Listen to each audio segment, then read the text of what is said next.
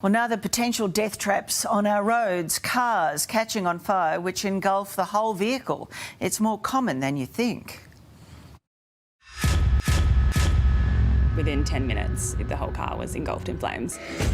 Fire and rescue attends to car fires on a daily basis. There wasn't enough engine left for them to be able to tell where it began. If you think this footage is dramatic to watch, imagine if it was your family car. Just got a promotion at work and I thought I'd treat myself. Traded in the Suzuki Swift for a Jeep Wrangler. A decision Kate says she now regrets. Driving back along the M1 and Chris, my partner, pulled over to grab a box of mangoes off the side of the road. And as soon as he did that, the guys at the stall noticed that there was fire coming from underneath the car. Kate says she turned off the ignition, took whatever belongings were in her reach and got herself out of the car. Within minutes, her beloved Jeep Wrangler was completely alight. Did you feel like you were running for your lives? Yeah, it was terrifying. I was in shock. Yeah, in shock, I think. Obviously inconsolable. Seeing your only asset go up in flames like that, obviously devastating. The fire happened in January this year, just a month after Kate says she had finally paid off the car. I got really angry. So many thoughts run through your head, like how can this happen to a car which is well looked after? I think it had only done 45,000 kilometres in 6 years, well serviced. How can that happen to a car like that? According to the car manufacturer, no design or material defects originating from the manufacturer of the vehicle were found to be the cause of the fire. It is, however, plausible that an accumulation of vegetation or roadside debris had been flicked up into the engine. But I find it really hard to believe that a four-wheel drive, which is meant for off-roading and marketed as an off-road vehicle, that can happen to it quite easily. An emergency on Mount Cootha today. Shelley says she had a similar experience with her Holden Captiva. I walked into work and about half an hour, 45 minutes later, I get a call from security telling me that my car was on fire.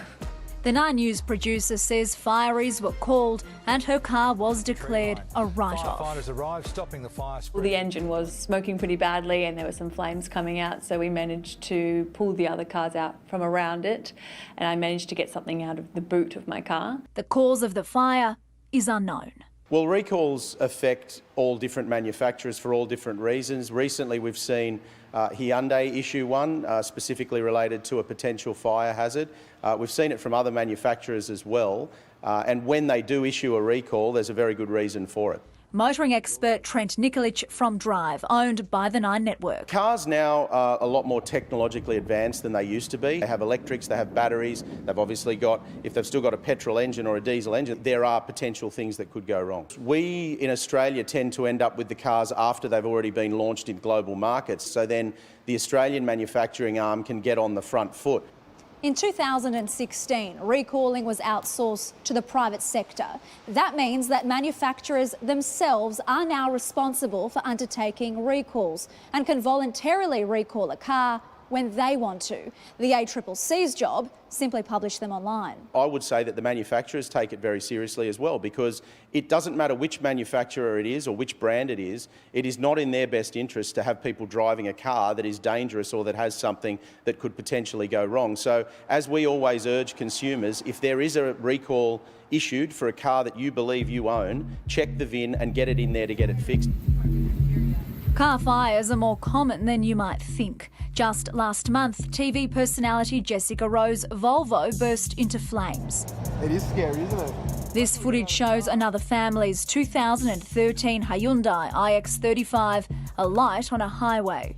Following a test drive at a racecourse, this Hyundai Sonata Turbo went up in flames. And it's not just a local issue. Dozens of BMW owners claiming their vehicles suddenly caught fire while parked and turned off for hours.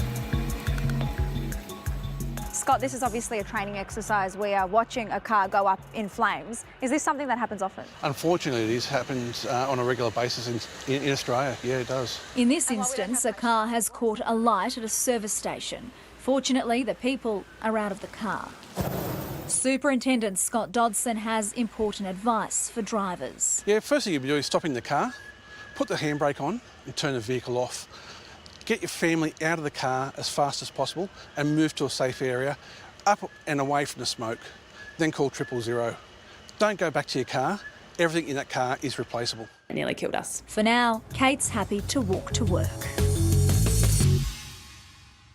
For a full list of cars currently on the recall list, head to our website.